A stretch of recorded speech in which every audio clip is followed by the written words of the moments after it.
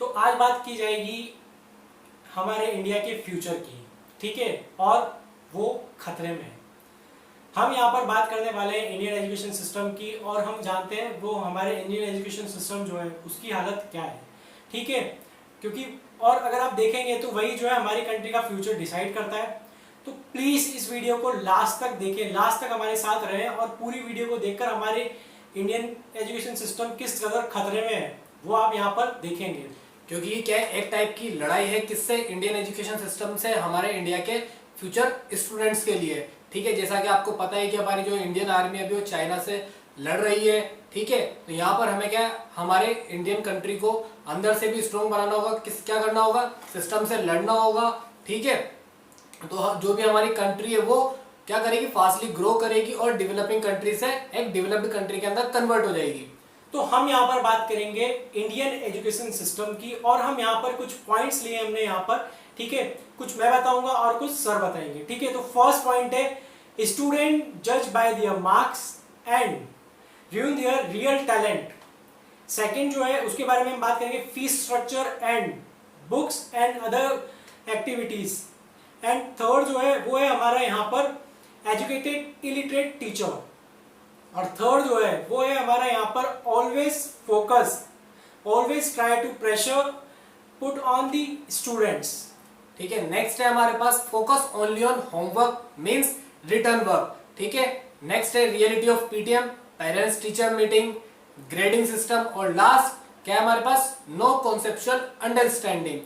हम यहाँ पर बात करेंगे, आपसे एक क्वेश्चन पूछना चाहते हैं हम कि अगर आपसे पूछा जाता है कि A4 जो आप बचपन में पढ़कर आए A4 B4, तो A4 का हम पूछ रहे हैं यहाँ पर कि A4 जो है अगर क्या बोलेंगे आप, आपके माइंड में क्या आता है, ठीक है।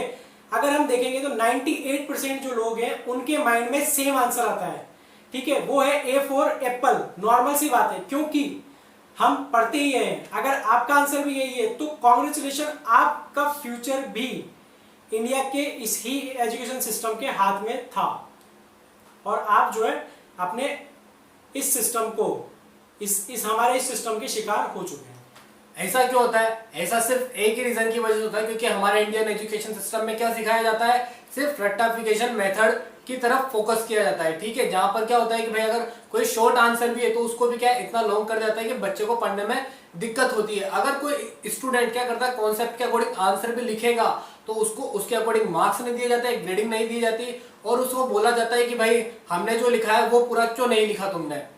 तो पता है हमारा एजुकेशन सिस्टम जो है आज उस सिचुएशन में है जब हमारा कंट्री जो है फ्री हुई थी। हमारी कंट्री तो फ्री हो गई, आगे बढ़ गई, पर हमारा एजुकेशन सिस्टम जो है आज भी वही 1947 में 15 अगस्त पर ही रुका हुआ है, और पूरे देश से भीख मांग रहा है कि हम हमारे जो है एजुकेशन सिस्टम को आगे बढ़ाया जाए। कम से कम 2020 तक ना लाया जाए तो कम से कम 2000 तक तो लाया जाए। अगर आप गूगल पर जाकर अगर क्या करते हैं, सर्च करते हैं कि भाई advantage disadvantage of Indian education system, तो आपको वहां पर देखने को मिलेगा कि भाई जो एडवांटेजेस है वो तो कम है, लेकिन डिसएडवांटेजेस क्या है, ज्यादा है। इसका ये क्यों है, क्योंकि यहाँ पर किस पर फोकस किया था, ओनली रटने पर फोकस किया था। कोई भी यहाँ पर इसकी बात नहीं करता कि भाई कोई यहाँ पर क्रिएटिविटी की बात नहीं करता, यानी किसी भी नई चीज पर बात ही नहीं करता, ठीक है। अब हमारा नेक्स्ट पॉइंट है fees and commission on books and other activities. मतलब अगर आप फिक्स फीस देखेंगे तो एनुअली जो है एक पेरेंट्स जो है अपने बच्चे पर जो है कम से कम 1 से 1.5 लाख रुपए जो है खर्च करते हैं हर साल, जिसमें आपकी 5 से 10 हजार जो है एडमिशन फीस होती है। उसके अलावा जो है 70 से 80 हजार रुपए जो है आपकी मंथली जो फीस होती है, उसको अगर आप टोटल करेंगे तो 70 से 80 हजार रुपए आप डिपॉजिट करते हैं अपने स्कूल्स में। और उसके अलावा बुक्स, अगर हम बुक्स की बात की जाए तो गवर्नमेंट जो इशू करती है बुक्स, एनसीईआरटी बुक्स जो हम कहते हैं जिसे, ठीक है, उसकी वैल्यू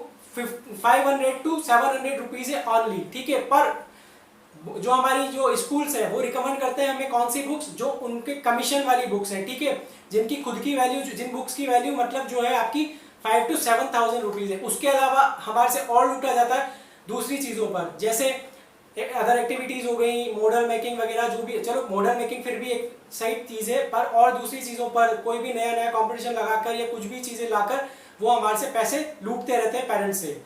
तो मतलब एक बच्चे की पढ़ाई का खर्चा इतना हो जाता है कि एक मिडिल क्लास फैमिली के लिए या एक आदमी के लिए उठाना काफी एक्सपेंसिव हो जाता है, ठीक है। लेकिन वो क्या करता है, अपने बच्चों को अच्छी एजुकेशन देने के लिए उसको खर्चे को पूरा उठाता भी है, ठीक है। लेकिन जब मार्क्स की बात आती है तो स्कूल वाले क्या बोलते हैं कि भाई आपका बच्चा घर पर पढ़ता ही नहीं है, ठीक है। यहाँ पर हम एक एक बच्चे पर फोकस नहीं करते, आप इस पर घर पे ध्यान दो। भाई अगर आप एक एक बच्चे पर फोकस ही नहीं कर सकते तो इतनी फीस किस बात की चार्ज कर रहे हो, ठीक है। इसके बाद जो अगर हम बात करें तो हमारा जो एजुकेशन जो है वो एक फंडामेंटल राइट होता है, मतलब मौलिक अधिकार, यानी हर इंसान को एजुकेशन मिलनी चाहिए, ये हमारा कॉन्स्टिट्यूशन कहता है, ठीक है। मतलब सबको इक्वल मिलनी चाहिए। पर कोई बात नहीं, फिर भी हमने जो है इस एजुकेशन सिस्टम को, हमारे इंडियन एजुकेशन सिस्टम को दो कैटेगरीज में डिवाइड किया है। फर्स्ट जो है उसमें आता है अकॉर्डिंग टू फाइनेंशियल स्टेटस, मतलब जो कि पेरेंट्स जो है डिसाइड करते हैं, मतलब पेरेंट्स ने जो डिसाइड किया हुआ है उसके अकॉर्डिंग, ठीक है। तो वो है हमारे यहाँ पर क्या क्या होते हैं, पुअर, ठीक है, जो होता है हमारे गवर्नमेंट स्कूल, मिडिल क्लास वो होते हैं हमारे हिंदी मीडियम स्कूल, और थर्ड जो है हमारे वो है रिच यानी इंग्लिश मीडियम स्कूल, ठीक है। और ये हम जो है इस पॉइंट को अगर हम हटा भी दें तो कोई दिक्कत नहीं है, क्योंकि देखो ये हमारी फाइनेंशियल स्टेटस के ऊपर होता है, ठीक है। ये पेरेंट्स की फाइनेंशियल स्टेटस के ऊपर होता है, जिसको जो जितना जिसके पास होगा वो उतना पढ़ा सकता है। पर सेकंड टॉपिक जो है उसके बारे में सर बताएंगे। अब भाई सेकंड टॉपिक क्या है हमारा, कौन डिसाइड करता है, स्कूल डिसाइड करता है। वो किस चीज के ऊपर होता है, ग्रेडिंग सिस्टम के ऊपर, यानी कि भाई किस बच्चे को कितनी ग्रेड्स है उसके ऊपर वो डिसाइड होता है। जैसे कि हम बताते हैं कि भाई कौन डफर है, कौन इंटेलिजेंट है, या फिर कौन एवरेज स्टूडेंट है, ठीक है। तो यहाँ पर अगर इंटेलिजेंट से हमें कोई मतलब नहीं है, मतलब कि भाई वो अच्छा कर रहे हैं, उन्हें हम कोई डिस्टर्ब नहीं करना। लेकिन अगर बात की जाती है यहाँ पर कि भाई वो तो हमारे पास अच्छे से खुद से पढ़ लेते हैं तो उन्हें हम डिस्टर्ब नहीं करेंगे। अगर हम यहाँ पर बात करते हैं तो यहाँ पर हम बात करेंगे एवरेज और डफर स्टूडेंट की। डफर मैं नहीं बोल रहा हूँ, ये लैंग्वेज जो है डफर वाली ये स्कूल की लैंग्वेज होती है, ठीक है। मेरी लैंग्वेज में या हमारी लैंग्वेज में, हमारी कोचिंग की लैंग्वेज में ये चीज जो है डफर नहीं कहलाती है, इसे कहते हैं वीक स्टूडेंट। वीक मतलब भाई हम थोड़े दिन खाना नहीं खाएंगे या फिर हम जो है बीमार हो जाएंगे तो हमारे अंदर वीकनेस आ जाती है, पर इसका मतलब ये थोड़ी है कि वो दूर नहीं की जा सकती। एक टाइम आएगा भाई हम कुछ खाते रहेंगे तो वापस से हम जो है, एक टाइम आएगा वापस से हम रिकवर करेंगे। अगर उस वीक स्टूडेंट को अच्छे से चीजों को समझाया जाए, अच्छे से पढ़ाया जाए, तो वो भी एक दिन इंटेलिजेंट स्टूडेंट बन सकता है। पर हमारे एजुकेशन सिस्टम में ऐसा नहीं होता है। अब बात करते हैं पेरेंट्स की। तो हमारे जो पेरेंट्स होते हैं वो भी क्या लगे रहते हैं किस चीज के अंदर, कि भाई हमारा बच्चा पढ़ता ही नहीं है, उसके मार्क्स ही नहीं आते हैं, ठीक है। अरे भाई वो एक इंसान है, मशीन नहीं कि भाई वो दिन भर पढ़ता रहे, ठीक है। तो अगर बात की जाए कि भाई कैसे बोलते हैं पेरेंट्स कि भाई हमारे बच्चे के फर्स्ट क्लास में 80% आए थे, सेकंड क्लास में 85% आए थे, यानी कि बचपन से स्टार्ट हो जाता है कि भाई इतनी परसेंट आ रखी है, ठीक है। तो यहाँ पर आपको क्या देखने को मिलेगा कि भाई चलो एक बार को मान भी लिया कि भाई जो पेरेंट्स हैं वो पैसा इन्वेस्ट कर रहे हैं तो भाई उनकी एक्सपेक्टेशन होती है, ठीक है। तो उसको तो भाई वो स्कूल वालों के पास जाते हैं कि भाई इसकी मार्क्स कम आ रहे हैं। तो स्कूल के अंदर क्या होता है, पीटीएम की बात होती है। तो पीटीएम बताते हैं। पीटीएम की बात करते हैं। पीटीएम जो है बहुत ही अच्छी चीज है, वैसे तो अगर देखा जाए तो बहुत ही अच्छी चीज है, ठीक है। पर हमारे एजुकेशन सिस्टम ने, हमारे इंडियन एजुकेशन सिस्टम ने इसको बहुत ज्यादा बर्बाद कर दिया है। वैसे पीटीएम का मीनिंग होना चाहिए था कि भाई 1 या 2 महीने स्कूल वाले जो है अपने स्टूडेंट्स को, यानी हमारे बच्चे को, यानी स्टूडेंट्स को अच्छे से समझाएंगे, सिखाएंगे जो भी उन्हें सिखाना है, ठीक है। 1-2 महीने तक अच्छे से उनका जो भी इंप्रूवमेंट होगा, फिर वो चीजें सारी वो कहां पर बताएंगे, पीटीएम में बताएंगे। पर क्या ऐसा होता है? नहीं, पीटीएम में ये चीज बताई नहीं जाती है। वहां पर क्या होता है, वहां पर बच्चे में कमियां बताई जाती है कि भाई पीटीएम में बताया जाता है कि आपका बच्चा पढ़ता नहीं है, आपका बच्चा डफर है, इसमें मैनर्स नहीं है, और पता नहीं क्या क्या वो लोग बोलते हैं, ठीक है। पर और पेरेंट्स भी इन्हीं बातों में आ जाते हैं, ठीक है। क्योंकि पेरेंट्स जो है इतना पैसा बर्बाद करे तो उनका हक बनता है कि भाई आपने जो है 1-1.5 लाख हमसे लिए हैं, आप बताओ कि भाई आपने ये सारा पैसा जो है वो यूज कहाँ किया है, कैसे जो है हमारे बच्चे को इम्प्रूवमेंट किया है, क्या नहीं हुआ है, क्या इम्प्रूवमेंट है। पर वो लोग बताते हैं कि भाई आपके बच्चे में इम्प्रूवमेंट नहीं हो रहा और ये नहीं हो रहा और वो पढ़ता नहीं है घर पर, आप घर पर ध्यान दो, ठीक है। तो भाई पेरेंट्स इसी बात की तो यहाँ पर आपको फीस देते हैं कि भाई आप इनको क्या बच्चों को कुछ मैनर सिखाएं, इनको अच्छे से पढ़ाएं, ठीक है। कि भाई जो यहाँ पर फीस दे रहे हैं आपको 1-1.5 लाख रुपए, वो सिर्फ यहाँ पर एग्जाम कंडक्ट कराने की थोड़ी दे रहे हैं, यहाँ पर आप उनको अच्छे से सिखाएं, इस बात की फीस दे रहे हैं। अरे आप डेली 6 घंटे बर्बाद करते हो स्कूल के अंदर, ठीक है। तो यहाँ पर वो सिर्फ इसी चीज के दे रहे हैं कि भाई आप उन्हें कुछ सिखाएं, और 6 घंटे बर्बाद करने के बाद आप ये बोल रहे हो, आप लोगों को शर्म नहीं आती? यार बच्चा है, ठीक है, मशीन तो है नहीं जो सिर्फ पढ़ेगा पढ़ेगा पढ़ेगा, ठीक है, और भी दूसरी एक्टिविटीज होती है, थोड़ा खेलना भी जरूरी होता है, ठीक है। वो यहाँ पर टाइम दे, फिर कोचिंग में या फिर ट्यूशन में टाइम दे, फिर पूरा टाइम उसका ऐसे ही निकल जाता है, पूरा होमवर्क ही करता रहे, ठीक है। और फिर जब फेस्टिवल आ जाते हैं तो फिर क्या होता है, जैसे हमारी दिवाली वेकेशन हो गई, ठीक है, और समर विंटर वेकेशन हो गई, तो उस टाइम पर क्या होता है, सिर्फ और सिर्फ होमवर्क दिया जाता है, इतना होमवर्क दिया जाता है, सारी वेकेशन जो है, पूरी वेकेशन जो है वो किस में निकल जाती है, सिर्फ और सिर्फ इसी चीज में निकल जाती है कि बस बच्चा बैठेगा और छापता रहेगा। टीचर खुद तो बहुत अच्छे से एंजॉय करते रहते हैं और बेचारा स्टूडेंट जो है वो बिल्कुल छापता रहता है, ठीक है। उसमें भी चलो ठीक है, होमवर्क जरूरी है, ऐसा नहीं है होमवर्क जरूरी नहीं होता, मैं ये नहीं कह रहा होमवर्क जरूरी नहीं है, पर इतना कि पूरा विंटर वेकेशन, समर वेकेशन सब ऐसे ही निकल जाती है, वेकेशन सारे उनके, ठीक है, सारे हॉलीडे ऐसे ही निकल जाते हैं, सारे फेस्टिवल ऐसे ही निकल जाते हैं, ठीक है। आप थोड़ा कम होमवर्क दो, और अगर होमवर्क दे रहे हो तो उसके बाद फिर नई चीजें और होती है, पहले उसको कलर करके लाओ, डेकोरेशन कर लाओ फाइल को, और बिल्कुल सजा कर लाओ, बिल्कुल ऐसे बिल्कुल नई बना कर लाओ। अरे यार, उसके पिताजी अंबानी थोड़ी है जो उनके 22वें माले को देखने में, 22वें रूम को देखने में उनको जो है बहुत ज्यादा टाइम की जरूरत पड़ेगी, ठीक है। तो भाई ऐसा तो है नहीं उनके साथ, ठीक है। जैसे तैसे जो दे रहा है वो आप उसको प्रोवाइड करवा रहा है आपको, तो उसको आप रख लें, ठीक है। उसको यूं बोलने की कहाँ जरूरत आ रही है कि नहीं होमवर्क करके लाओ, ऐसे करके लाओ, वैसे करके लाओ, होमवर्क तो कर रहा है ना, तो उतना जैसा दिया हुआ वैसा रख लो। पहले तो तुम ढंग से पढ़ाते ही नहीं हो, ठीक है। अगर कोई स्टूडेंट कोचिंग जाकर 2 घंटे देता भी है, 2 घंटे किस लिए दे रहा है वो आपको पता है कि भाई आप लोगों को सिर्फ क्या करवाना है, होमवर्क करवाना है, होमवर्क चाहिए आप लोगों को, तो ठीक है, वहां पर जाकर कुछ सीखता है। आप अगर उसे होमवर्क इतना दोगे तो वो क्या बनेगा, सिर्फ बाबू बनकर रह जाएगा। अगर आप क्या करते हो भी थोड़ा उसे एंटरटेनमेंट के साथ स्टडी कराओ, तो हो सकता है कि जो स्टूडेंट है उसे क्या होगा, स्टडी करने में भी मजा आएगा, और जो भी चीज है उसको वो इजीली समझ में आने लग जाएगी। तो यहाँ पर अगर आप सिर्फ उसको सिर्फ पढ़ाने की जगह उसको साथ एंटरटेनमेंट भी उसे प्रोवाइड करो तो वो अच्छे समझेगा। और फिर टीचर बोलते हैं कि भाई जब पढ़ाया था, जब अगर कोई क्वेश्चन अगर उसको डाउट आ जाता है तो फिर टीचर क्या बोलता है, टीचर बोलता है जब पढ़ाया था तब क्यों नहीं पूछा, ठीक है, जब जो आप क्लास में चल रहा था तब क्यों नहीं पूछा, अब क्लास को डिस्टर्ब क्यों करते रहते हो, मैनर्स नहीं है, ये नहीं है। और फिर होता क्या है, एक सिचुएशन ऐसी आती है, वो जो है उसके डाउट जो होते हैं वो टीचर के सामने बोल नहीं पाता, और वो उसकी सिचुएशन कुछ ऐसी होती जाती है कि वो जो है खुद में ही खुद को डफर समझने लगता है। टीचर अगर वो टीचर से डाउट पूछता है तो टीचर क्या करता है, उसको वो कहेगा, दूसरे क्वेश्चन दे देगा और कहेगा कि भाई बोर्ड पर आकर समझाओ, ठीक है। अब उसको क्वेश्चंस आते भी हैं या नहीं भी आते, पर होता क्या है, ऐसे सिचुएशन में सारी चीजों से डर कर उसके मन में जो है एक डर बैठ जाता है, और फिर वो जो है वो डफर का डफर ही रह जाता है, उसमें इंप्रूवमेंट हो ही नहीं पाता और वीक का वीक ही रह जाता है मतलब। और फिर स्टूडेंट क्या है, इन्हीं प्रेशर की वजह से क्या करता है, एग्जाम के अंदर चीटिंग करता है भाई, जिससे क्या होता है वो उसके मार्क्स तो इंप्रूव जाते हैं लेकिन किसी भी टाइप की नॉलेज इंप्रूव नहीं होती है, ठीक है। तो यहाँ पर जो हमारे पास स्कूल के टीचर्स होते हैं वो क्या करते हैं भाई, सिर्फ इंटेलिजेंट बच्चों पर फोकस करते हैं, जिससे क्या होता है हमारे पास जो एवरेज स्टूडेंट होते हैं वो क्या हो जाते हैं, वीक हो जाते हैं। फिर क्या करते हैं, जो टीचर्स होते हैं उनको डफर बोलने लग जाते हैं, ठीक। तो यहाँ पर क्या होता है कि भाई ये सब उनसे जो कौन करवाता है, स्कूल एडमिनिस्ट्रेशन करवाता है। स्कूल की फिलोसफी ही यही होती है कि बस वीक स्टूडेंट को साइड में रख दिया जाए और सिर्फ इंटेलिजेंट स्टूडेंट पर फोकस किया जाए। उससे क्या होगा, उससे उनको रिजल्ट मिलेगा, और रिजल्ट से उन्हें क्या मिलेगा, नए नए स्टूडेंट्स मिलेंगे, और वो स्टूडेंट्स उन्हें क्या देंगे, पैसा। स्कूल की फिलोसफी बस यही होती है कि बस उन्हें पैसा का पैसा मिलता रहे। अब टीचर्स उन पर फोकस करेंगे इन्हीं वीक स्टूडेंट्स पर, तो वो क्या रहेंगे, बस वीक के वीक ही रह जाते हैं, ठीक है।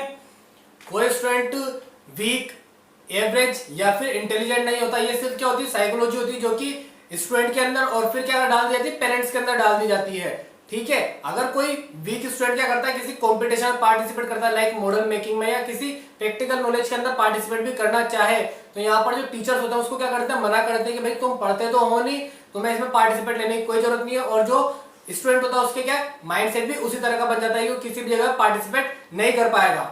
अगर हम बात करते हैं तो कुछ इंग्लिश मीडियम स्कूल तो इतने घटिया होते हैं कि वहाँ के जो है 9-10 के स्टैंडर्ड के आप स्टूडेंट्स को लेंगे और उनसे बोलेंगे कि आपको इंग्लिश की बुक पढ़नी है, तो उनसे वो भी सही से नहीं पढ़ी जाएगी। कहने में तो वो इंग्लिश मीडियम है, पर उनके पास जो है इंग्लिश मतलब वो लोग इंग्लिश ही नहीं सिखाते हैं, तो ऐसे काम किस काम की इंग्लिश है उनकी, ठीक है। और उसके बाद हमारी जो लैंग्वेज है, इंडियन लैंग्वेज है, उनको तो बिल्कुल उन्होंने खत्म ही कर दिया है। जैसे हम संस्कृत की बात करते हैं, हिंदी की बात करते हैं, संस्कृत जो है आपके 8th स्टैंडर्ड में हटा देते हैं वो लोग 8th स्टैंडर्ड के बाद, और 10th स्टैंडर्ड के बाद हिंदी हट जाती है। मतलब हमारी लैंग्वेज पर फोकस नहीं किया जा रहा है। संस्कृत में जो है आपके सारे वेदास जो है, जितने भी जो आपके पुराण है वो सारे संस्कृत में। फ्रांस वाले जो लोग हैं वो जो है वो संस्कृत पढ़ रहे हैं इस टाइम पर, ताकि हमें उनको जो है आयुर्वेदा वगैरह की जो है नॉलेज मिल सके। और हम क्या कर रहे हैं, हम फ्रेंच पढ़ रहे हैं, इंग्लिश पढ़ रहे हैं, इन्हीं पर सारा हमारा फोकस होता जा रहा है। ये जरूरी है, पर हम जो है जिस पर फोकस करना है, उन हमारी जो पर्टिकुलर लैंग्वेजेस हैं, जो हमारी इंडियन लैंग्वेज है, मातृभाषा है, उस पर हमारा फोकस ही नहीं किया जाता है। ठीक है, तो यही सिस्टम जो है यहाँ पर हमारे चल रहा है। फिर टीचर बोलते हैं कि भाई हम अगर मार्क्स वाले पॉइंट पाते तो फिर टीचर बोलते हैं कि भाई हम एक स्टूडेंट पर फोकस नहीं कर सकते।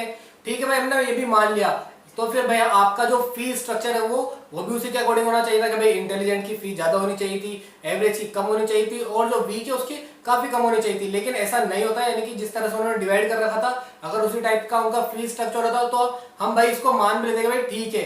ठीक है, तो नेक्स्ट बात करते हैं कि जो आपने लॉकडाउन के अंदर बहुत अच्छी चीज देखी होगी, रामायण महाभारत जैसी चीजें देखी होगी, जिसके अंदर हमें सिखाया था कि भाई जो बच्चे होते हैं उनको क्या करते हैं, बचपन में कहां पर भेज दिया जाता, गुरुकुल में भेज दिया जाता, क्या सीखने के लिए भाई, जो भी उनको कि भाई उनकी जिम्मेदारी क्या है, उनको किस तरह उन्हें कैसे पढ़ाया जाता है वहां पर, मतलब कैसे उनका बिहेवियर होना चाहिए, वो सब उनको क्या सिखाया जाता है। साथ में उनको टैलेंट भी क्या किया जाता था, पहचाना जाता था कि भाई तुम्हारे अंदर क्या टैलेंट है। एट द लास्ट जब वो स्टूडेंट कुछ सीख जाता था, तो जो टीचर्स होते थे, यानी कि जो गुरुजन होते थे, उनको क्या जब पेरेंट्स को देने जाते थे, यानी कि जो स्टूडेंट है उनको सौंपते थे, तो जब उनको बताते थे कि भाई जो आपका स्टूडेंट है वो किस चीज के अंदर महारत हासिल की है, कि भाई किस चीज के अंदर उसका टैलेंट है, तो वो सब चीजें भी उसको बताया कर देता है। तो ये थी हमारे पास ओरिजिनल पीटीएम, यानी कि पेरेंट्स टीचर मीटिंग। इसी को पेरेंट्स टीचर मीटिंग पहले के टाइम पर किया जाता था। ठीक है, समझ आ गया। तो अगर बात की जाए कि कुछ स्कूल जो है वो इतने घटिया है कि वहां पर उनको सिर्फ और सिर्फ इंटेलिजेंट स्टूडेंट्स को ही लेना है। वो स्टूडेंट्स के टेस्ट तक लेते हैं। जैसे बहुत सारे बड़े बड़े स्कूल्स हैं, वो पहले क्या करते हैं, स्टूडेंट्स का टेस्ट लेते हैं और फिर उस टेस्ट के अकॉर्डिंग वो डिसाइड करते हैं उस स्टूडेंट का उन्हें एडमिशन लेना है कि नहीं लेना है।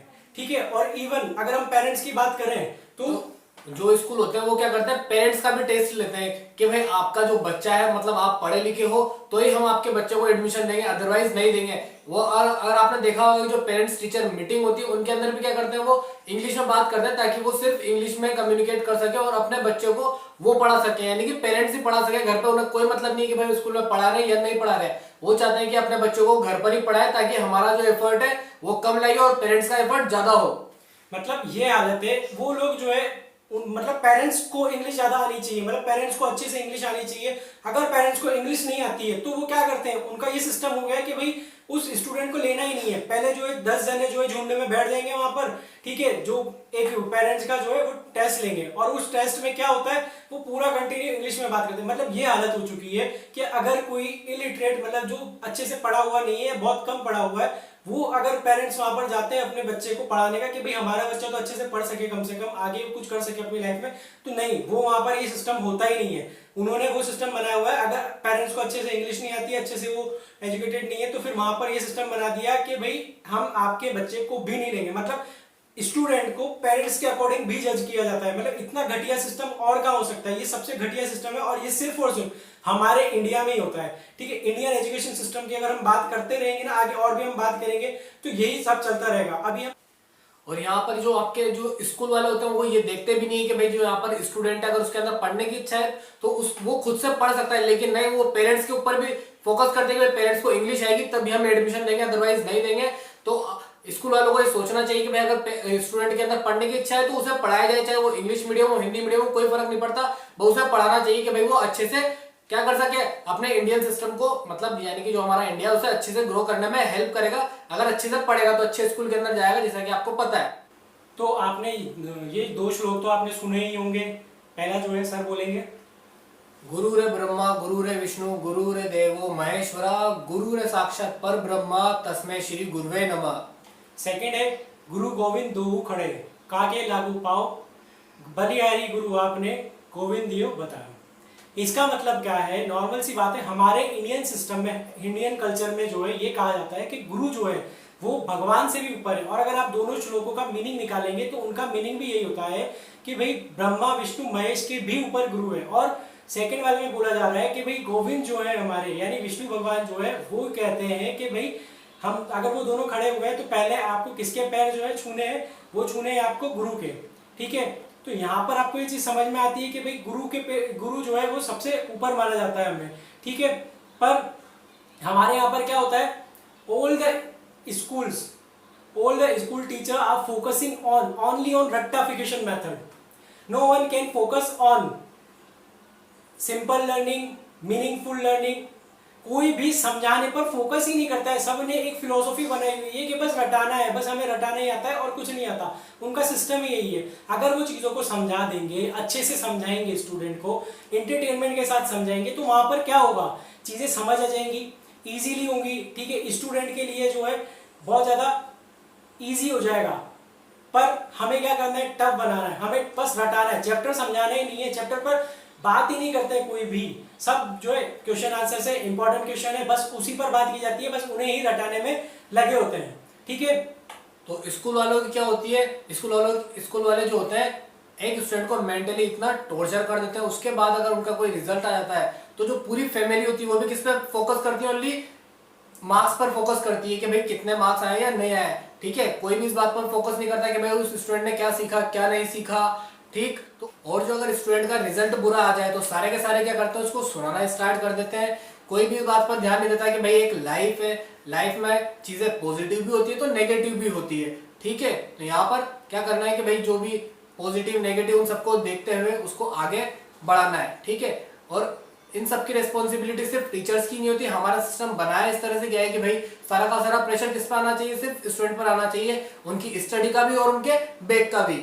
अगर हम बात करें हमारे इंडियन एजुकेशन सिस्टम की, तो ये जो है हमने बनाया ही नहीं है, ये तो अंग्रेजों का सिस्टम है। ठीक है, और अंग्रेजों ने क्या बनाया था सिस्टम, क्यों बनाया था ऐसा सिस्टम, क्योंकि वो ये चाहते थे कि यहाँ पर जो है हमारे यहाँ पर जो है सिर्फ और सिर्फ मजदूर ही जो है वो मैन्युफैक्चर्ड हो। ठीक है, क्योंकि उनको उस टाइम पर अपनी फैक्ट्रियों के लिए, अपनी फैक्ट्रीज के लिए जो है उनको इस चीज की जरूरत थी। तो उन्होंने क्या बनाया, इस सिस्टम को ऐसा बना दिया कि सिर्फ और सिर्फ उनके रूल फॉलो हो और कुछ नहीं हो, डिसिप्लिन हो। ठीक है, हमारे एजुकेशन सिस्टम को भी अगर आप देखेंगे तो होता क्या है, टीचर क्लास में आता है, बोलता है open page number 60 and start solving question answers. ठीक है, उसके बाद क्या होता है, फिर वो बोलते हैं कि भाई मेंटेन डिसिप्लिन मेंटेन रखो। ठीक है, पिन ड्रॉप साइलेंस, बिल्कुल अगर कोई एक सुई भी नीचे गिर जाए तो उसकी भी आवाज उन्हें आनी चाहिए, ऐसा होना चाहिए। ठीक है, और use facilities with their permission, मतलब उनकी परमिशन के अकॉर्डिंग आपको जो है फैसिलिटी यूज करनी है। मतलब हमें वॉशरूम जाना है तो भी हमें उनसे पूछना पड़ता है। उन्होंने हमारे यहाँ का सिस्टम तो ऐसा बना दिया, पर अगर आप फॉरेन कंट्रीज का देखेंगे तो वहां पर ऐसा कुछ भी नहीं है। मतलब हमारे यहाँ का सिस्टम कुछ ऐसा बना दिया है कि टीचर से जो है एक स्टूडेंट कुछ पूछ भी नहीं सकता, और अगर पूछेगा तो टीचर का जवाब जो है पॉजिटिव होगा ही नहीं, वो मतलब उनको प्रेशराइज ही करेंगे। ठीक है, इस सिस्टम में पूरे में क्या होता है, स्टूडेंट पूरा दबकर रह जाता है और सारा जो है लोड कहां पर आता है, स्टूडेंट के माइंड पर आता है, स्टूडेंट के ब्रेन पर आता है। ठीक है, तो इससे रिलेटेड हम एक सेंसिटिव टॉपिक की बात करेंगे जिसको सुनना सबके लिए जरूरी है कि भाई in every 1 hour student commit suicide in India and every day approx 28 students committing suicide according to the data of NCRB means government organisation. ये जो हमने आपको डाटा बताया ये हमारा नहीं है, गवर्नमेंट की जो ऑर्गेनाइजेशन है उसने बताया। इसको आप चाहे तो गूगल पर भी सर्च कर सकते हैं। और अगर आप इसका एक साल का एवरेज निकालेंगे तो आपको कितना देखने को मिलेगा, 10,000 स्टूडेंट पर ईयर। इसका मतलब है कि 10,000 स्टूडेंट हर साल क्या कर रहे हैं, सुसाइड कमिट कर रहे हैं। और ये कंटिन्यूसली क्या होता जा रहा है, इंक्रीज होता जा रहा है। और अगर आप सोचते हैं कि भाई आपका जो स्टूडेंट है उसके दिमाग पर या उस पर प्रेशर नहीं पड़ रहा है, तो ये आप गलत सोच रहे हैं, क्योंकि ये जो डाटा है वो कंटिन्यूसली क्या होता जा रहा है, इंक्रीज होता जा रहा है। और ये डाटा आप अगर स्कूल वालों को बोलने जाते हैं तो वो क्या बोलते हैं भाई आपसे कि भाई हम यहाँ पर सभी बच्चों पर इक्वली फोकस करते हैं। ठीक है, यहाँ पर हम किसी के साथ भी डिस्क्रिमिनेट नहीं करते, इस तरह की बात बोलते हैं। लेकिन हमें क्या बताया था पीटीएम में कि भाई हम सब पर फोकस नहीं कर सकते। इसका मतलब है कि भाई वो आपको क्या कर रहे हैं, आपको और स्टूडेंट को सबको कंफ्यूज करने में लगे हुए हैं कि भाई हमें क्या करना है क्या नहीं करना। वो कंटिन्यूसली कंफ्यूज कर रहे हैं और किस पे प्रेशर आ जाता है, यहाँ पर फिर से स्टूडेंट के ऊपर प्रेशर आ जाता है। अगर हम पेरेंट्स की बात करें, सॉरी पर अगर रियलिटी को देखा जाए, ठीक है, तो पेरेंट्स की अगर बात करें तो वो भी क्या होता है, किसी और से जो है किसी और ने बता दिया कि भाई मेरा बेटा तो ये कर रहा है, ये वो बन रहा है, उस ये चीज कोर्स कर रहा है, तो वो क्या करते हैं, वो अपने घर पर आते हैं और अपने बच्चे को भी वही बोलते हैं कि भाई तुम्हें ये करना है। वो इस चीज से उन्हें मतलब ही नहीं है कि भाई उनके बच्चे का रियल टैलेंट है क्या, वो उस चीज को फाइंड ही नहीं करना चाहते हैं। ठीक है, होता क्या है, बस पढ़ो पढ़ो पढ़ो इसी में लगे हुए हैं। अगर उसका रियल टैलेंट उनके दुनिया के सामने होगा, अगर वो अपने रियल टैलेंट पर वर्क करेगा तो क्या होगा, उसकी ग्रोथ फास्ट होगी क्योंकि उसका उसमें इंटरेस्ट होगा। पर नहीं, ऐसा होता ही नहीं हमारे इंडियन एजुकेशन सिस्टम में। यहाँ पर सिर्फ और सिर्फ घोड़ों की तरह, गधों की तरह सिर्फ पढ़ाया जा रहा है और कुछ नहीं है, बस मारा जाता है और पढ़ाया जा रहा है। ठीक है, उसके अलावा अगर हम यहाँ पर देखेंगे तो उनका रियल टैलेंट तो खत्म होता ही जा रहा है। और इस सिचुएशन में क्या होता है, जो है उनका रियल टैलेंट जो जहां पर यूज होना चाहिए वहां पर यूज होता नहीं है। और अगर वहां पर यूज नहीं होगा तो इससे क्या होगा, इससे सिर्फ और सिर्फ एक स्टूडेंट या एक फैमिली पीछे नहीं जाती, इससे जो है हमारा पूरा इंडिया पीछे जाता है। क्योंकि हमने स्टार्टिंग में ही बात की थी, हमारा जो फ्यूचर है कंट्री का भी और एक स्टूडेंट का भी, वो किसके ऊपर डिपेंड है, हमारे एजुकेशन सिस्टम के ऊपर डिपेंड है, जो बनाया ही इतना घटिया गया है। ठीक है, अगर आप जो है आपने मूवीज देखी होंगी, ठीक है, अगर आप हम 3 इडियट मूवीज की अगर बात करते हैं तो उसमें क्या बोला जाता है, हमारे जो एक्टर है वो क्या बोलते हैं कि भाई अगर लता मंगेशकर जो है उनके पिताजी बोलते हैं कि क्रिकेटर बन जाओ, तो क्या वो क्रिकेटर बन जाती है अच्छी? नहीं ना, वो एक सिंगर ही बनती, क्योंकि उनमें टैलेंट वही है, रियल टैलेंट सिंगर का है। अगर सचिन तेंदुलकर को बोला जाता तो उन्हें बोला जाता कि भाई आप सिंगर बन जाओ, तो क्या वो बन पाते? नहीं ना। तो आज के इतने रिकॉर्ड टूट पाते? क्या सचिन तेंदुलकर जो भगवान माने जाते, क्या माने जाते? नहीं माने जाते ना। तो क्यों हो रहा है ऐसा? क्योंकि उन्होंने अपने टैलेंट को फॉलो किया। 10th क्लास में सचिन तेंदुलकर ने अपनी पढ़ाई को रख दिया था अलग से और अपने जो है टैलेंट पर ज्यादा फोकस किया था। मैं ये नहीं कह रहा एजुकेशन जरूरी नहीं है, प्रेजेंट टाइम पर आपको एजुकेशन के साथ ही अपने टैलेंट को फॉलो करना पड़ेगा, पर टैलेंट को फॉलो करना पड़ेगा। ठीक है, तो आगे और देखिए, आगे सर बताएंगे आपको। अब जो हम बात करेंगे स्टूडेंट से करेंगे, क्योंकि स्टूडेंट अगर इन बातों को ध्यान देते हैं तो उनके लाइफ में आने वाले जो चैलेंजेस है वो उनको अच्छे से फेस कर पाएंगे, उनको अच्छे से टैकल कर पाएंगे कि भाई उन्हें कहां पर दिक्कत आ रही है या नहीं आ रही है। ठीक है, तो स्टूडेंट्स हम आपसे बात करना चाहते हैं यहाँ पर। ठीक है, हम आपसे बोलना चाहते हैं कि भाई a single lose can't decide your future and it's life है। ठीक है, some time we will win and some time we will lose. ठीक है, lose means it means we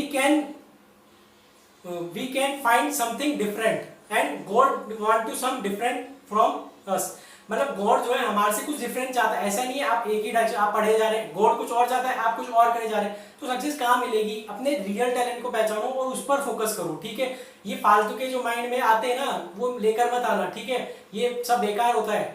life जो है एक पॉजिटिव वे में लेकर चलोगे तो सारी चीजें पॉजिटिव होंगी और अच्छे से लाइफ को जीना सीखो। ठीक है, और if we take a lose as a lesson, अगर आप हर हार को अपनी अगर एक एज लेसन लोगे तो क्या होगा, वहां पर जो है आप जो है हर डिफिकल्टी को पार करते हुए अपनी जो सक्सेस है, जो कि वैसे तो आप टैलेंटेड हो ही जाओगे।